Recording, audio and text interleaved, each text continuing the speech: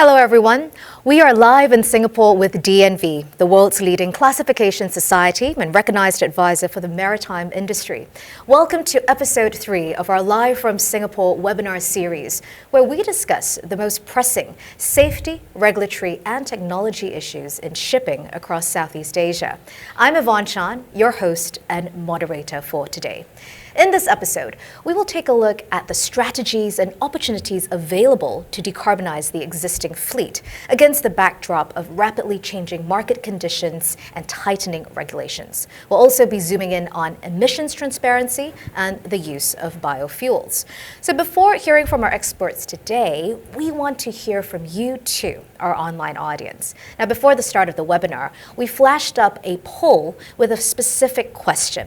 Which adoption strategy poses the greatest challenge to decarbonizing your existing fleet? We gave you a couple of options, so if you haven't already done so, please select the option that resonates most with you, and we will bring up the results a little later.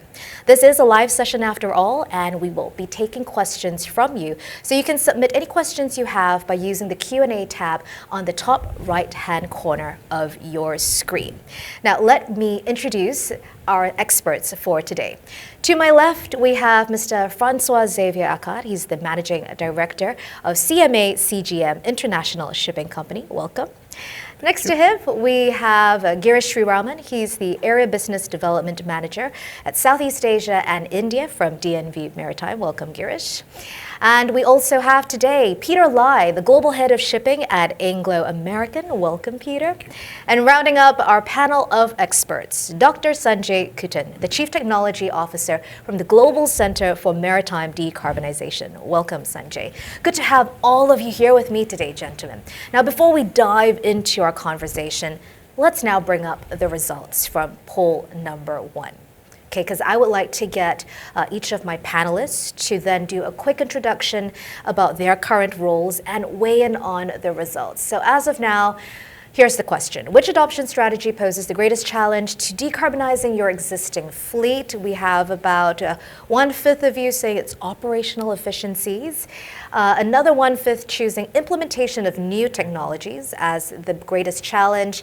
And quite an overwhelming majority say alternative fuels. Using alternative fuels poses the greatest challenge. So do these results surprise our panelists, or are they perhaps in line with sentiment? Let's start with you first, Francois. Tell us a little bit about your role at CMA CGM and what do you think of the results? Good afternoon, Yvonne. Thank you very much for the introduction. So I'm Francois Xavier Akkad, and I'm based here in Singapore within CMA CGM International Shipping Company. I'm heading this subsidiary of CMA CGM, handling or doing the management of own vessels by CMA CGM. So basically, I'm handling day-to-day operations for the vessel, ensuring they can go safely from point A to point B. Mm-hmm. And since now a couple of years with decarbonization picking up, I'm more and more involved in this topic and in this matter, especially here in Singapore with this vibrant economy and all this dynamism on the subject. So what do you think of the results then? Alternative fuels, majority of our audience say that poses the greatest challenge to decarbonization right now. I'm not surprised, in fact. For us also, operational efficiencies, implementation of new technologies, of course there are challenges on this, but they can be overcome. Alternative fuels, something which is quite challenging for everyone, for us, because we have a lot of topics on this, which alternative fuel. We have a lot of questions, what will be the cost and so on. So I'm not surprised. It's like opening another can of worms when you talk about alternative fuels. Peter's smiling there, so I'll come to Peter in just a bit. But Girish, do for us a quick self-introduction. Yeah, I am heading the business development for DNV for this part of the world, that is Southeast Asia and India. So pretty much, these questions are what we discuss on a day-to-day basis. So I'm not very surprised at all with the results. So alternative fuels are going to be the major challenge, considering what the investments that are to be made and the infrastructure and the availability and the costs. It's a $1 billion question. It's massive, a massive challenge. Thanks, Girish. Peter, you agree? Yeah, absolutely. Thanks, Yvonne, for having me today, and DMV as well. Yeah, look, I think maybe as a quick introduction, so I'm responsible for all the ocean freight activity for the Anglo-American Group, very much focused on safe and reliable freight for our business and our customers. And with that also comes the requirement to do that with lower carbon, and that's something we're particularly focused on, and we've set a very clear ambition about. I think the poll is, again, not surprising, I think, as we've already alluded to. I think what it does trigger for me is when we talk about alternative fuels, some of those fuels are already available and they do already shift the dial. So I think what resonates with me, I think we sometimes think alternative fuels has to be the perfect, but there's a lot of good stuff happening in between that moves us in the right direction. So so I see that scope as a little bit more than maybe just hitting that 0 point straight away. So yeah, very much looking forward to the conversation today. Yeah, and that's an encouraging point of view to start with. Thank you, Peter. Sanjay. Thanks, Yvonne. Thanks to DNV and the opportunity to be here.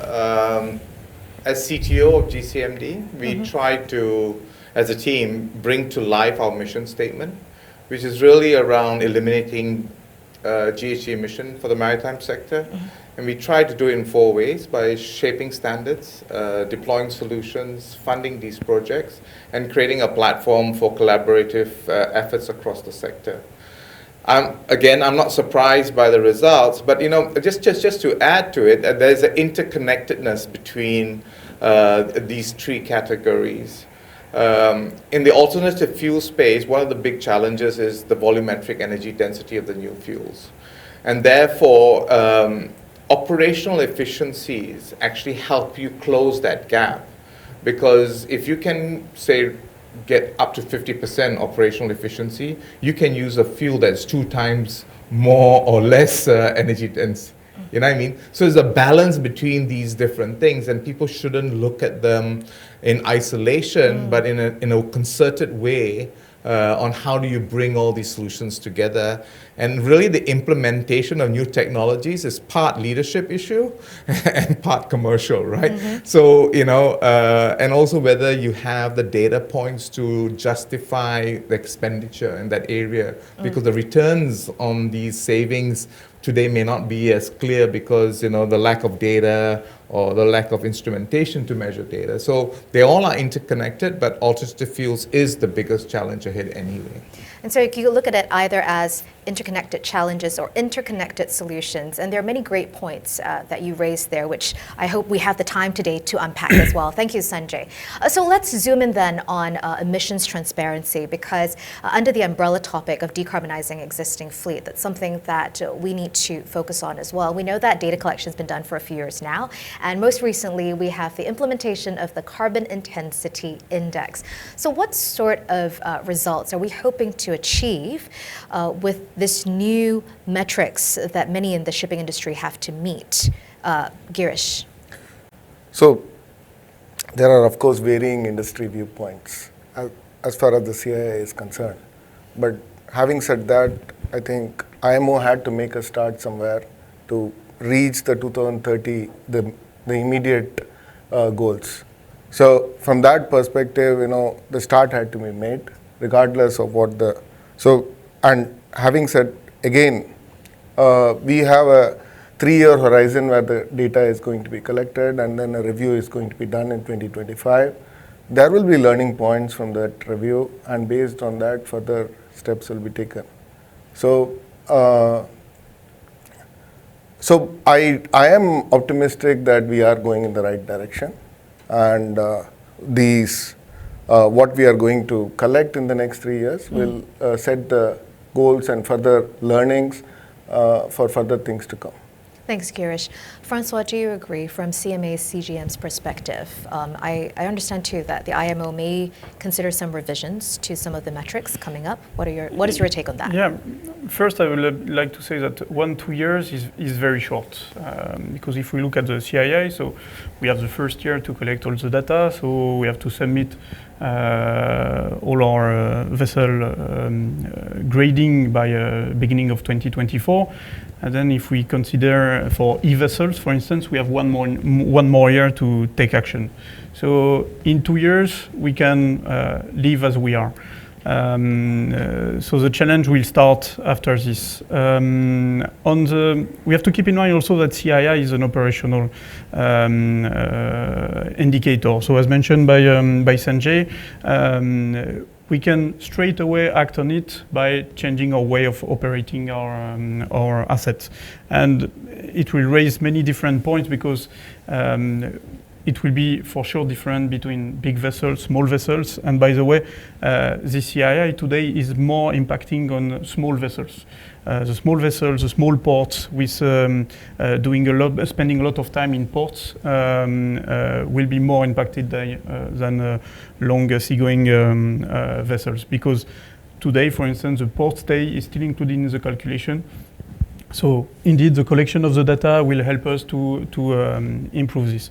I would, however, on our side, we like to go fast and to push a little bit, but indeed, we will encourage a revision earlier than 2025. We're expecting in June to have a MEPC 80 revision. Unfortunately, apparently, it's postponed, and it's one of the questions that I guess we'll discuss later on. But on the biofuels today, the CII, the IMO, didn't position itself on the biofuel use, where, for instance, the EU already give a factor for the biofuel. So this is a question that we need to have, and indeed will be a big challenge for us.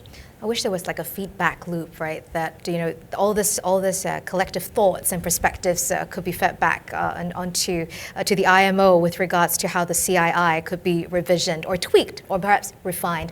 Sanjay, let me come to you first next. Then, with the imposition of the CII, it's definitely a challenge for many of those in the shipping industry. So, how do you think about deploying energy efficient solutions, whether physical or digital, so as to meet these new metrics? Yeah, and thanks for that question.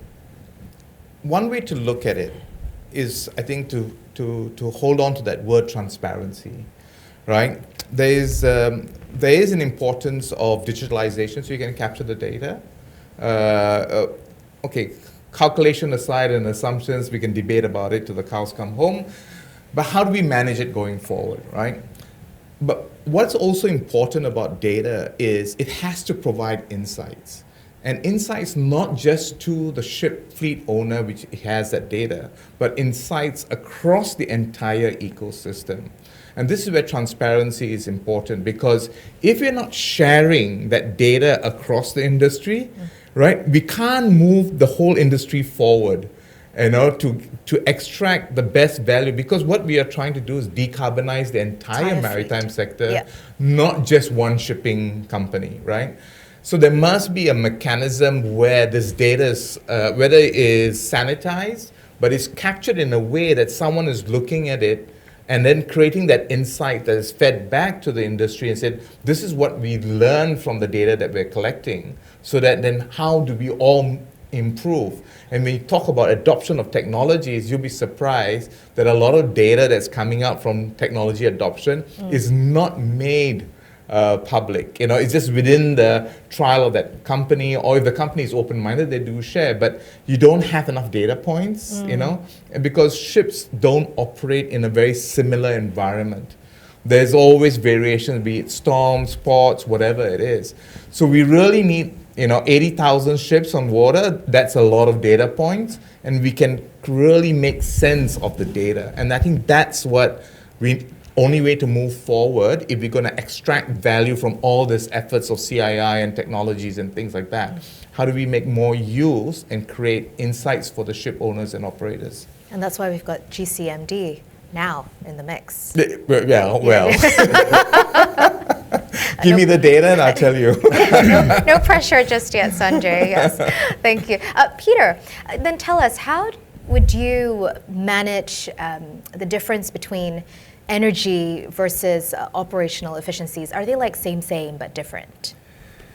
Essentially, I think they are. I mean, they do go hand in hand. Right. I think, certainly in terms of, and we're very much, attuned to that term efficiency. I think, as we all know, if we can operate our vessels in a more efficient way, it ultimately should lead to improved fuel consumption and ultimately less carbon.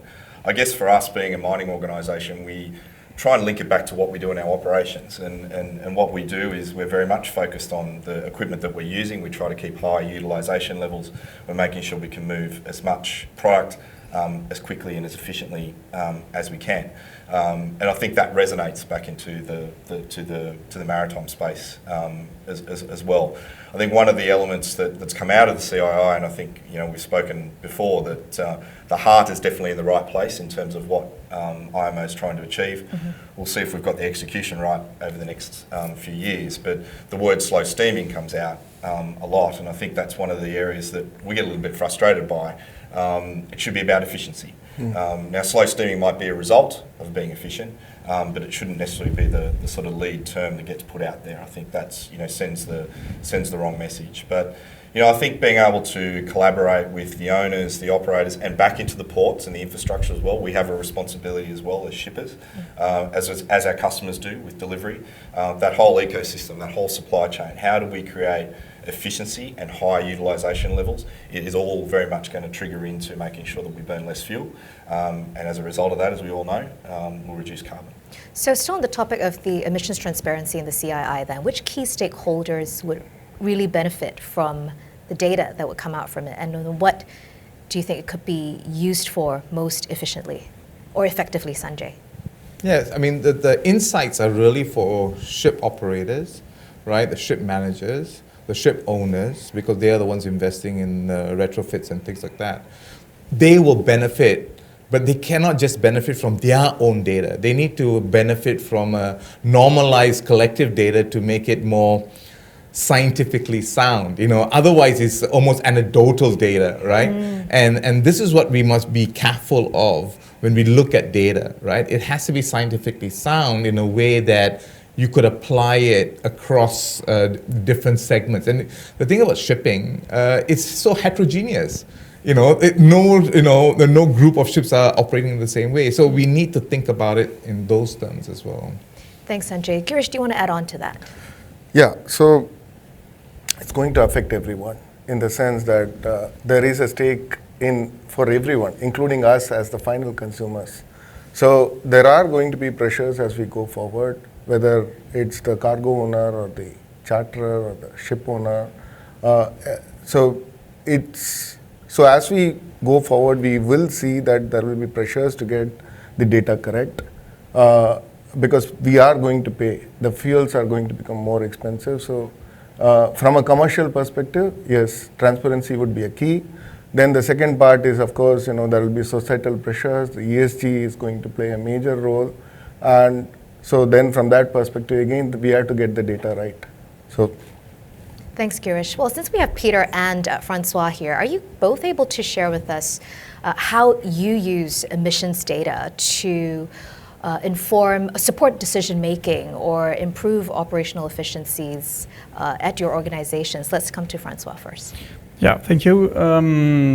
So emission transparency is really a key question. Indeed, we need to share. We need to have data. I mean, just before this panel discussion, we are talking all together. So what are you doing? What are the less? So you were sharing ideas already prior to exactly this. Because nobody knows the answer. I mean, there is no answer. There is no one solution. So we are all guessing. So we need data. After, data is very sensitive, indeed. So as Sanjay was mentioning, we really need to be careful on who will receive the data, what kind of data, what we can share, because data is sensitive for us as a commercial aspect. Yes. So it's our strategy, in fact. So this data is we cannot play too much with the data or with the CII, because our clients are looking after us for this. We have certain attractiveness. We are in a way selling our strategy, selling our results, selling our LNG vessels and so on. We have specific products for this that we sell to our customers. So this is something we have to be transparent. And once again, the regulations have to be also clear on this, and the same for everyone. Because when we come back to the e-vessels in the CII, after 1 year, I mean, we have 1 year to give an action plan, but after this 1 year, what will happen exactly? It's not yet clear. So we really need also this kind of decisions to make things move. To come back to the CII and the emission, what we have put in place to be able to monitor this and to take our to implement our strategy, to take our decisions. We have a full team in our head office. We have 24 people working 24/7 on this, collecting data from the vessel. Once again, the data is also a big word because we need to collect this data exactly to be sure that what we collect is correct. We need to understand what we have collected and so on. And how much you can share, and then there's an accountability factor as well. Exactly, and so based on this, we can take decision on. We have 3 levers mainly on the operations.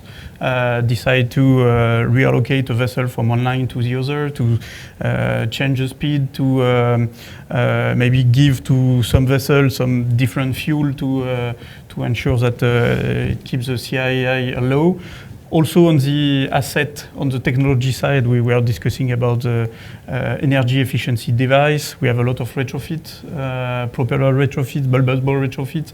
So this emission will give us ideas on what we can do, what will be the cost of the impact of the CII or the different regulation compared to the cost of the investment.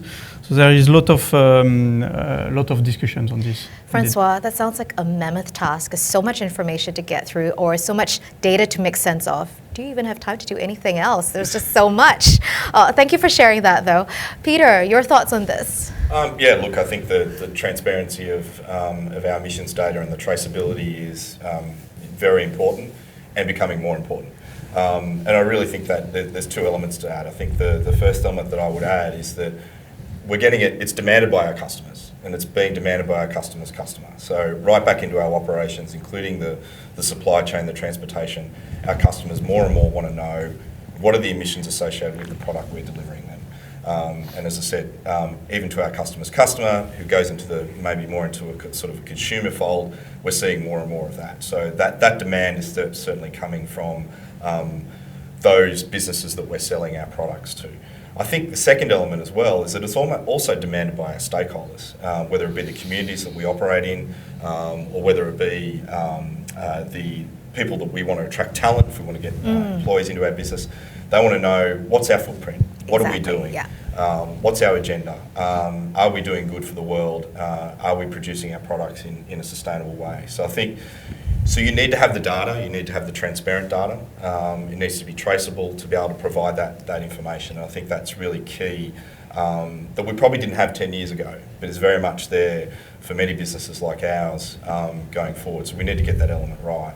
I think the other piece that is starting to flow through into our business is that it is part of investment decisions.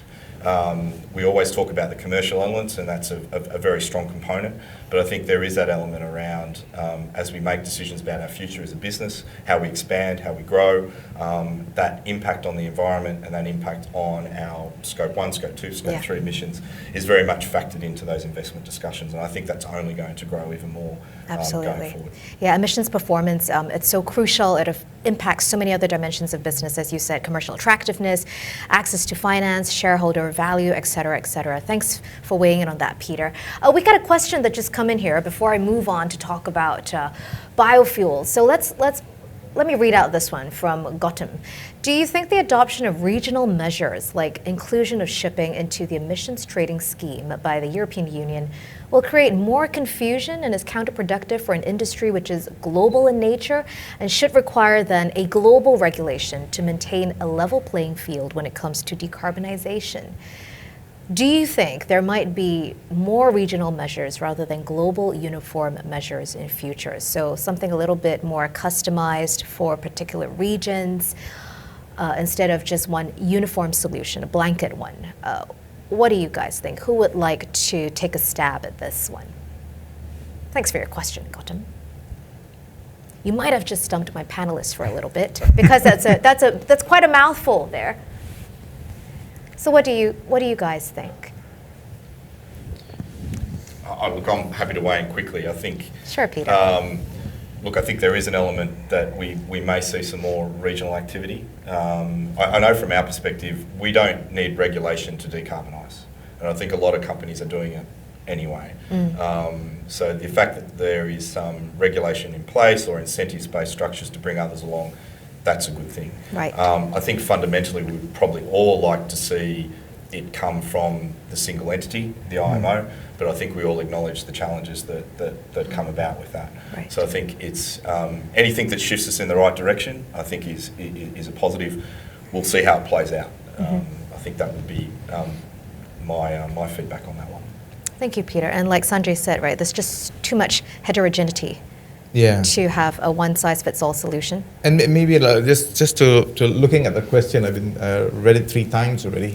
I don't know whether the confusion is the right word. I think what you're going to see is the change in behaviors and how you operate your vessels, and whether that is necessarily going to achieve the decarbonization targets, right? So people are going to work within those constraints and trying to find what is the most commercially and operationally effective or efficient way to work around or within those constraints, right?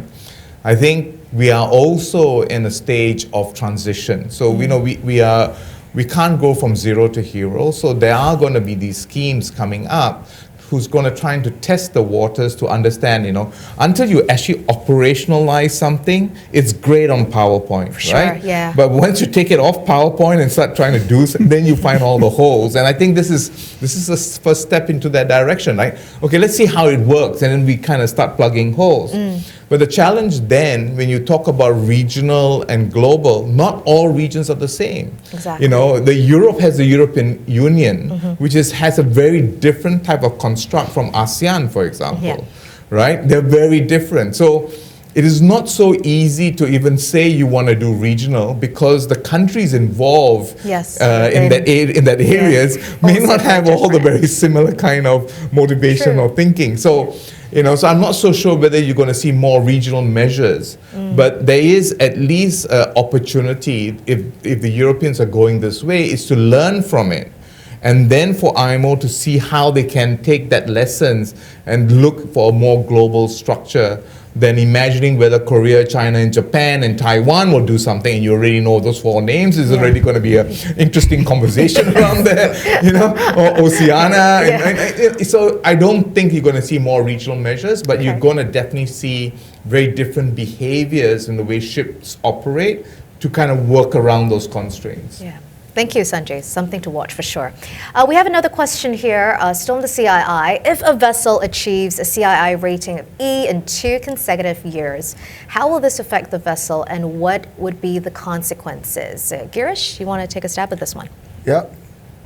So at this point, of course, the regulation says that if you get a rating of E for the first year, then you are supposed to come out with a corrective action plan and ensure that the vessel comes back to a rating of C. But there are no penalties at this point defined in the regulation. So the thought process, at least I can only perceive what IMO's thought process is, that the market will find its own way. Or possibly, as we go forward in 2025, there will be a detailed discussion, or in the further MEPC meetings, maybe clear regulations will be defined on what would happen. So we have to wait and watch. And see whether stricter consequences might be doled out, right? Correct. Okay. And there are, of course, various scenarios which complicates the matter. So difficult question to answer. So I think the safest answer is that IMO's hope is that the market will find its way. We have a charter out here. Thanks, Girish. And thank you for that question, Atul. Okay, I'm mindful of the time, and I want to talk about biofuels before time is up. And this is a chance where we want to hear from you again, our audience. So let's flash up poll question number 2. Is your organization considering biofuels, and we're talking about the Gen 2 and above, as a fuel, right? We know that biofuels have been identified as a measure to reduce greenhouse gas emissions in the short to medium term due to availability. It can also be deployed as a marine fuel with minimal disruption to existing infrastructure, distribution infrastructure, and operational norms. So is your organization perhaps already using biofuels, considering using biofuels, or maybe it's not in your consideration at all. I know my panelists will be interested to see what the results will look like. Okay, so is this the final result so far, or are we still having some coming in? Right now it looks like 1/3, or is it 1/4? Yeah, 1/4, no, more than 1/4 says yes, they're in consideration stage. No, but we are planning to, so that's a bit of a tie there. And we have just about 1/5 of you say it's not in our consideration at all. And we have another 1/5 who say we are already using biofuels. So let me circle back to Sanjay here. The use of biofuels right now as a GHG reduction alternative, GHG reduction measure. Do you think the necessary infrastructure, the policies and the technologies are in place to support the use of biofuels? Yeah, it's very encouraging results, first I would like to say. Yeah. Based on that. But I think it's important to know one, but biofuels is actually a low-hanging fruit insofar as infrastructure compatibility is concerned. You can use biofuel today and deliver, most importantly, deliver biofuel today with the current infrastructure. Some changes in seal because of seal swelling, but these are all a nickel and dime kind of adjustments, right? So you can actually not worry about cryogenics, special steel, you're just using the typical CS steel now. And engine makers have, at least the big engine makers have already agreed to certain levels of biofuels to be used, and I think IX last year made a rule that up to 30% blend you will meet your NOx emission standards and things like that. So, and I know anecdotally some companies have already gone to 100% biofuels, right? So the challenge really is not in terms of the infrastructure. There are policy gaps that need to be improved to kind of allow what goes across. But the challenge around biofuels is this heterogeneity, right? Because once you go to generation 2, generation 3, you can actually make different types of biofuel based on the feedstock, which is either use cooking oil or use horticulture waste, from lignocellulose and things like that. So that heterogeneity then poses a challenge on quality. And that's where the ISO, always get this wrong, it's 8217, isn't it? Yeah. It's not sufficient today, right? We need to have additional tests to cater. So if you have FAME, you will fail the 8217, right? So we need to make some adjustment there, but it's not rocket science. It just means getting the data and then agreeing that this is what the biofuel test would look like, right? So from that perspective, some standards need to be improved, and that's what we're trying to do on our current project. We're working with the labs to kind of establish what should the data look like, and by looking at the various types of biofuels. And on our project, we're actually looking at both. That's the pilot drop-in fuels project, right? We're looking at FAME, which is the fatty acid methyl esters. We're looking at hydrotreated vegetable oils, and sometime this year, we really want to push crude algae oil, which is really the next generation, right? And we're running the test now on these compatibilities. So these are the more gaps that need to be filled, but it is actually an easy pathway to actually deploy biofuels compared to ammonia or methanol or hydrogen, things like that. And so this was the pilot project just commenced last year, right? Yeah, we kicked off somewhere in August. August, yep. Right? And we've done 4 bunkering operations. We have 13 vessels, Anglo-American and CMA are part of the group, and we're trying to cover supply points around the world. What's important, and when we did our due diligence from 2016 onwards, there have been more than 20 publicly known biofuel trials with multiple shipping companies, and we spoke to almost all of them. And we're trying to understand why no more traction. I mean, you've done it, it's all okay, but why not move forward with it, Okay, they say supply is an issue, but supply and demand is a strange animal, right? You send the demand signals, people will make it for you, right? So then when we dug deeper, we realized that there is from a fuel purchaser standpoint, how do I know I'm buying the green biofuel. I may be prepared to pay a premium, but how do I preserve that premium? How do I know? And all of us in the shipping industry, we all know, right, that the bunkering process is not the cleanest process in the world, supply chain. So supply chain integrity then became important. Right, yeah. Right, so that's why the project is actually the quality, quantity, and carbon abatement assurance framework. So we want to develop a framework that fuel purchasers can use in their procurement exercise going forward, which means traceability technologies. We are currently using DNA, but it's just a proxy to many other traceable technologies that we can trace the biofuel all the way through to blend and into use. Right? How long do you expect this project to go on for then, given the complexity? We're targeting to end by the end of the year. Okay. And we're already beginning from, and what's amazing is, like I said, from PowerPoint to practice. Yeah. Every bunkering we have done over the last 4 has not been identical. We have learned things and we just got better and better and better, right? And we will get better and we will articulate a framework which is tight, and we'll make it public for all fuel purchasers to use. Excellent. And we're really glad with our partners who've, come on board. Yeah. And just to add, this is not a pilot project in you have a team sitting in a corner in a room doing it. It's business as usual for them, right? So we are trying to work in a way that after this thing is over, they said, oh, we could do it again, because it was just business as usual. They were doing the procurement, everything's the same. No one was pulled out of their office to do something different. Yeah. And that's what we hope to do through this whole pilot. Did you see the way you look at Peter? You said, we could do this again. yeah, I saw that. Given that Anglo-American and CMA CGM are in the house today, why don't you tell us how that project's been going for you and your own implementation of biofuels? Let's start with Francois first, because you at CMA CGM, you're already purchasing biofuels, right? Yes, it's in use in biofuel intra-Europe. is a big part of our roadmap. And I fully agree with Sanjay on the fact that it's an easy fuel. I mean, I will come back to the quantity, to the quality, to the standard of the fuel and the origin.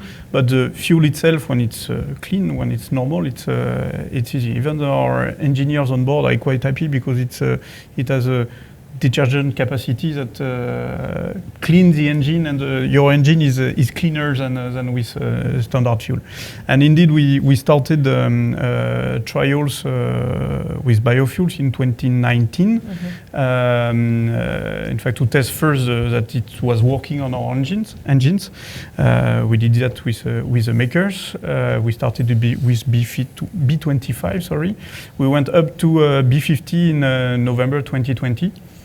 So it's working, and then after came the question of the emissions, of the quality of the standards, and then we're happy last year that indeed the IAC, so the Classification Society, agreed to allow operators to run B30. So we have today 32 vessels running on a B30 blend of biofuels. But indeed, the project from GCMD and with Sanjay is very important because, and it's also linked to what Peter was saying before, our customers also are, we need transparency. I mean, they are expecting transparency.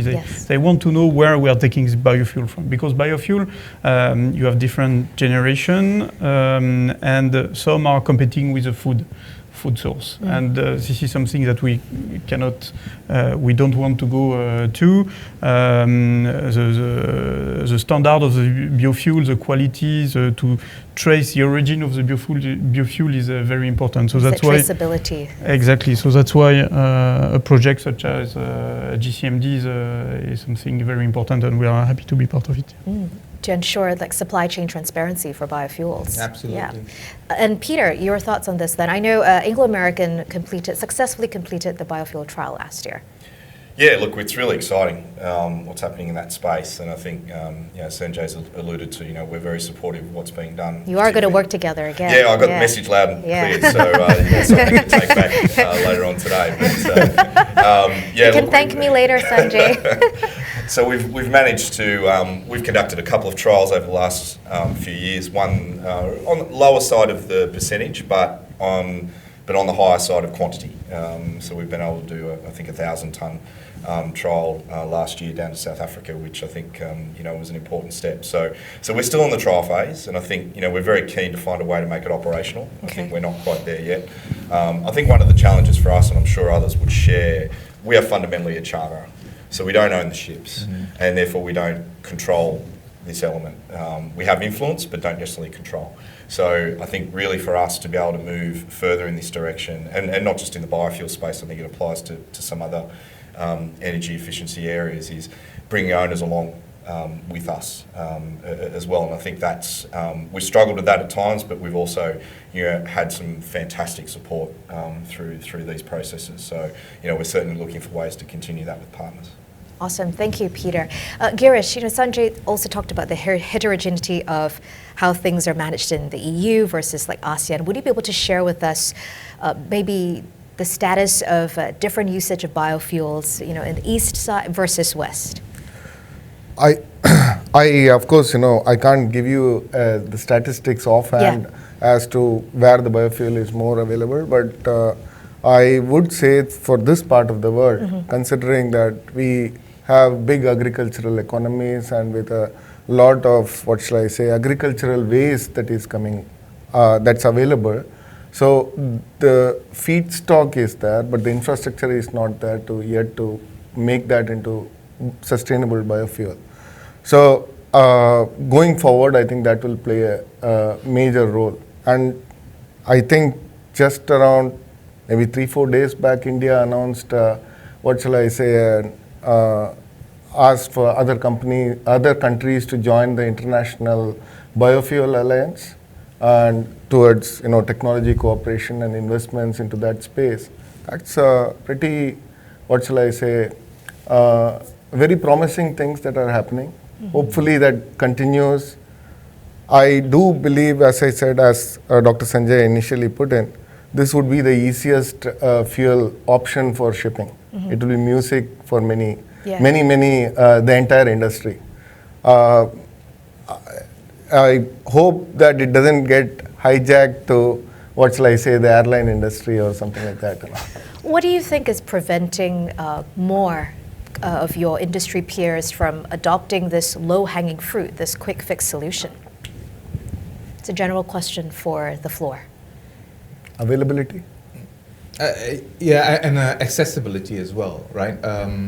So if I looked at the numbers between this year, 2021 and 2022, Port of Rotterdam had a 400% increase in the use of biofuel blends, that means biodiesel blends into VLSFO, right? The rest of them were about stable, up, down and everything.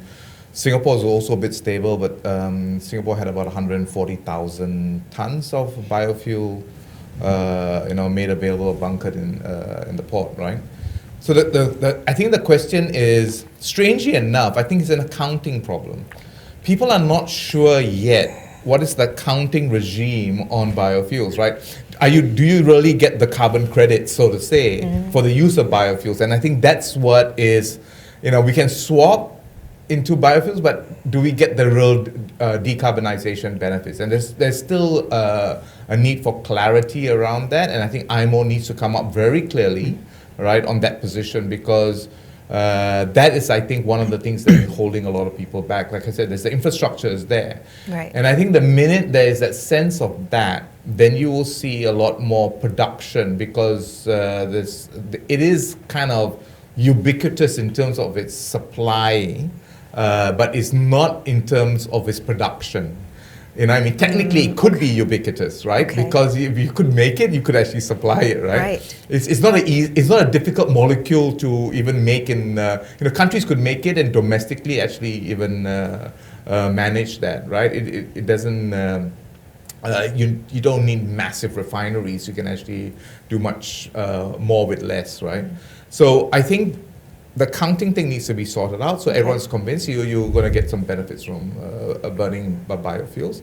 And I think as we move to the higher generation biofuels, people will get less worried about competing with the food chain, which is a legitimate concern. And remember, biofuels is just not biodiesel. When we go to bio-LNG, when we go to biomethanol, right? the framework that we're trying to develop has to help fuel purchasers distinguish between bio LNG and LNG if it says a drop-in, because you can't tell chemically they're the same, right? Yeah. Similarly for biomethanol, methanol. So I think this will slowly pick up, and I think we need to admit that it's going to be a multi-fuel scenario, Yeah. and different ports are going to have different suites of fuel. Some maybe have 2, some may have 4, but it depends on the demand from the customers, which are the ship owners and operators. Yeah, You know. and I'm sure many are looking forward to that pilot project report that will be out soon at the end of Yes, this I year. hope so. Yes. I hope they're looking forward to it. Let's take a look at our Q&A now, and we have a question here from Tim Foote. Key ports with non-fossil fuel bunkering operations will be needed to get shipping to go green. So by continent, what key ports do you see as taking on this role initially? Tim would like either Francois or Peter to answer this question. Peter, would you like to start first?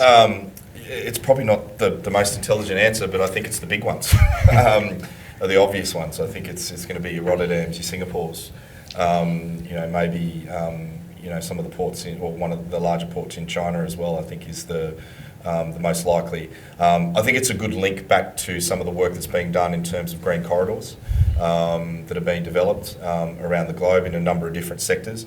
I think how that develops and how those opportunities build that seem to be very much focused on a simple end-to-end trade, and I think those are the ones that will most likely crack that nut first, and then there'll be opportunities to obviously scale that more globally. Thank you, Peter. Francois.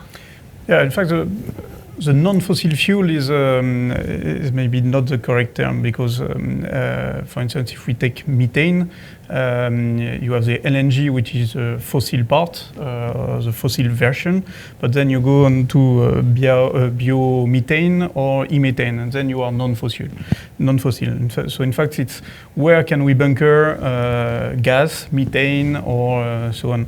Currently, we have 32 LNG vessels running. We are bunkering in Rotterdam, south of France, in Fos, in Singapore, and in Shanghai. So in this place, we can get fossil fuel and fossil LNG, and we have already started to get biomethane.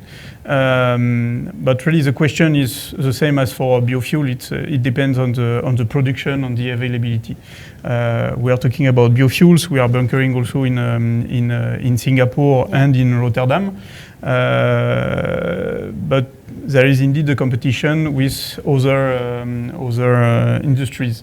In Europe, the waste, the agricultural waste, is not used only for shipping fuel. Yeah. And earlier we were talking about plane with our sustainable aviation fuel. We have new competitors on this domain. So there is a lot of question. But the key port, yes, it's the big ones, the ones that are already working indeed on the green corridor. So we have China, US, we have Singapore, Rotterdam, we have Europe. And it's really a hard question. I mean, last year at the Singapore Maritime Week, it was one of the big questions. What will be the main road? But I'm afraid for this port, it will be difficult to have only one. Thank you for taking a stab at that, Francois. We have another question, from Haniza Baharun, and it's to Sanjay. You mentioned that data needs to be scientifically sound. So which organization will be responsible to endorse the data? A neutral and global organization? Yeah, it's a great question, and it's a perennial question not only in the shipping industry but almost every other industry, right? So, I mean, the obvious global neutral organization is IMO, right? First thing is that they're already collecting the data since 2016 or 2018, right? So the question is whether IMO appoints a consultant or another body, or employs a bunch of data scientists, that shares with the world, right? It will have to be these kind of entities that will do it. I mean, it has to be a function of capabilities. I mean, you've got to have the infrastructure in terms of people to actually do the analysis and make insights. And you need the people with their experience to validate those insights, right? So Yeah, so neutral and global, I can only think of IMO at the moment, but maybe the ICSs and the the IBIAs and the associations could also play a part, but they represent different segments of the ecosystem. So the only one I can think about is really IMO. IMO at this juncture, right? But let's see what others come up in the next few years. Yeah. Okay, thank you, Sanjay. And we have another one from Yash. How can ship owners improve their compliance rate if they can't afford R&D on e-fuels and enhancements? Well, at the same time, the CII does pose a big risk to shipping sustainability, and this was posed to the entire panel. So who would like to take up this question? Ship owners improving their compliance rate. Girish. So I think I'll go back to the very first poll question. What I perceive is that ship owners at this point focus on the operational efficiencies and the energy efficiency technologies. That's the key. As far as the e-fuels and the biofuels and the alternative fuels are concerned, what shall I say? Yeah, the uptake has to be there, but if we look at it, I think there has to be a larger governmental collaboration at that level, and we are talking about the investments that are required. Now we are talking about trillions of dollars of investments in the coming years towards. As if we look at the energy transition outlook that DNV came about, Yes. we are talking about almost $100 billion investment year on year for the coming years for shipping to become carbon neutral by 2050. So I think the focus at this point, as far as the ship owners are concerned, is focus on what are the low-hanging fruits, and then multiple fuels will be available as we go forward. So the market will find its way. Yeah, very Ships will consistent. run. You're very consistent there. Yes, the market will find its way. Thank you, Girish. Another question here for Sanjay. Can you tell us what you think of the ISCC, or the International Sustainability Carbon Certification? Because as I understand, this has already been applied to biofuels for bunkering in Singapore. Is this the best and most reliable standard for Singapore to use at this point? Yeah, thanks for the question, Ken.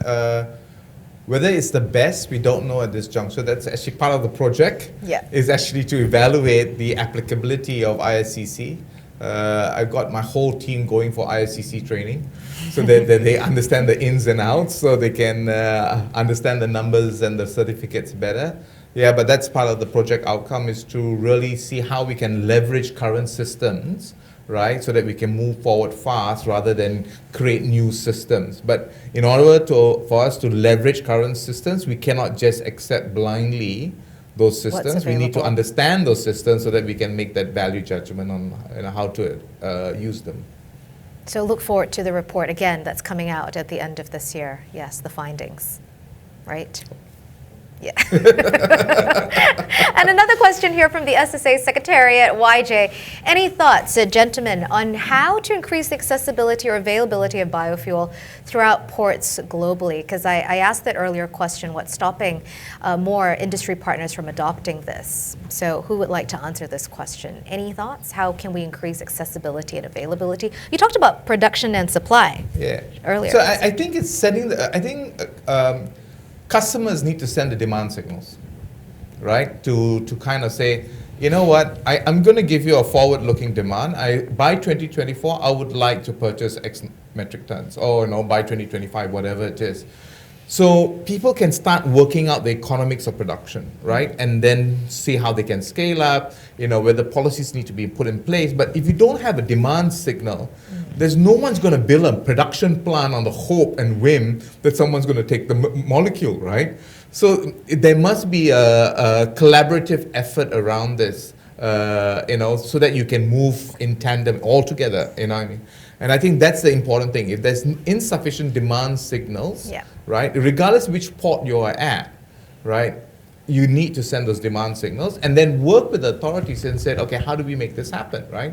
And it could be new investments, the countries could be making new investments to supply that, but there must be the demand signal. So we need the customers and investors to be formed. Yeah, and there are two types of customers: the actual customer using the fuel, and the end customer using the service of the vessel, right? If the consumer like us are not asking for green transportation or green supply chain, and there's no business case. There's no business case, Exactly, right? exactly.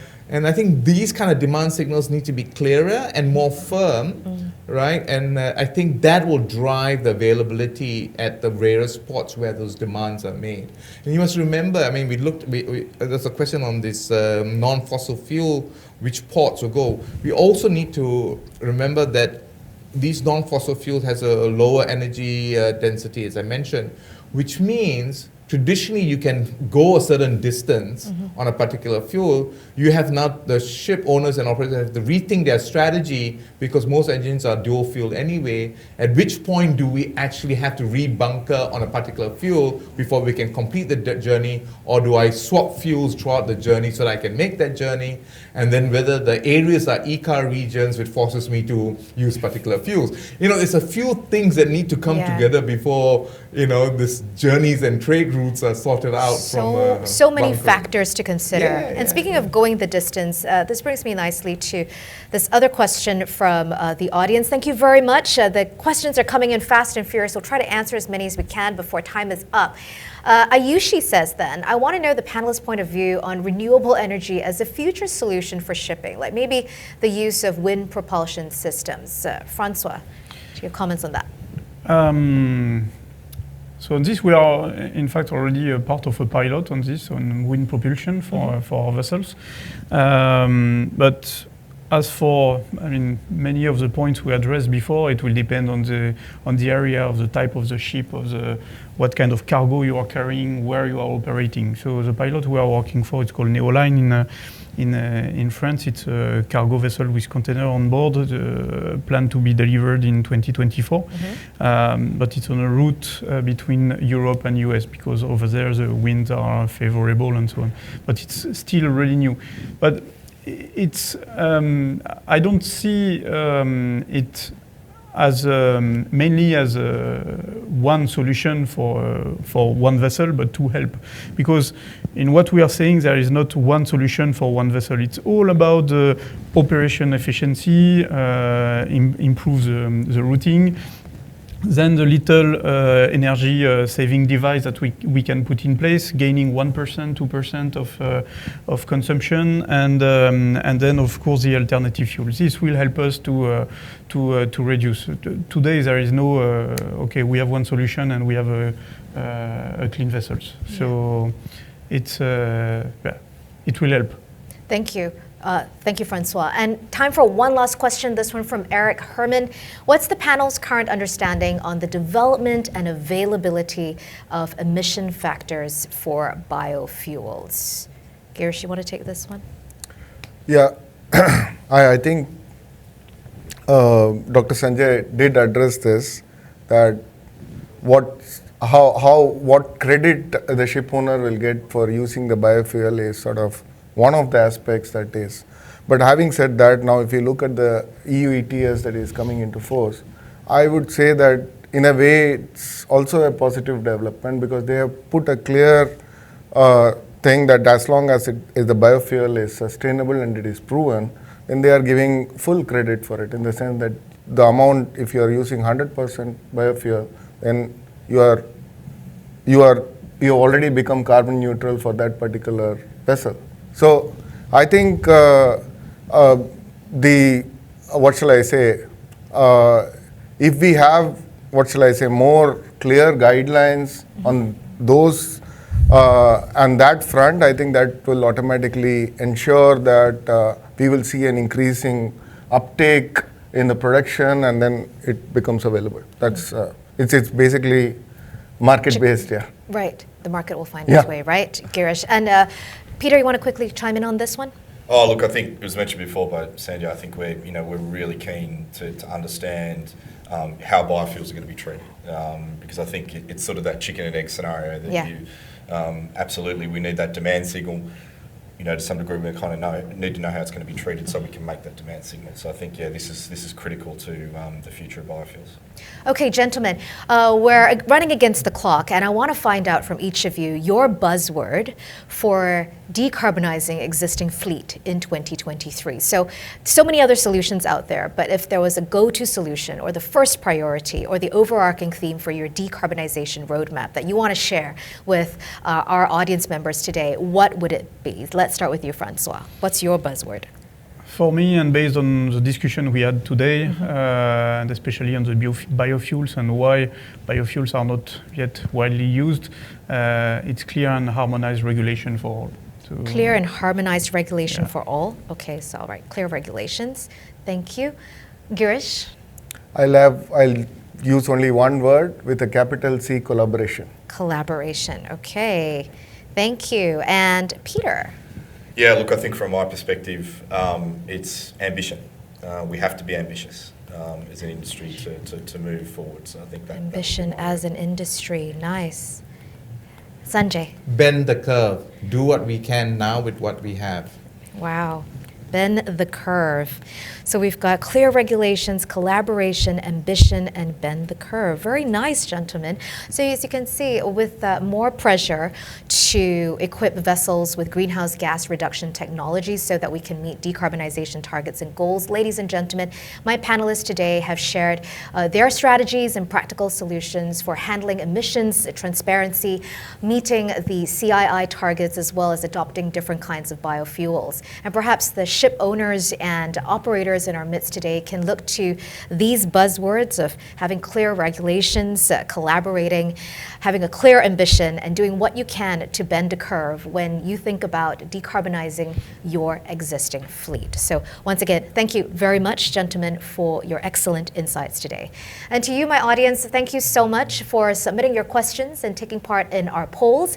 If you found the conversation interesting and you would like to rewatch any segments of it, a recording of the webinar will be made available after the event, and access will be sent to your registered emails. Once again, on behalf of DNV, thank you so much for joining us today. I'm Yvonne Chan. We will see you next time. Bye-bye. To help the industry navigate a way forward, our 6th Maritime Forecast to 2050 report offers a fresh outlook on regulations, drivers, technologies, and fuel availability. It considers several critical issues underpinning the decarbonisation challenge. What the future fuel mix could look like, ways to find the most efficient and cost-effective ship designs, and the potential impact of regional policy interventions like green corridors.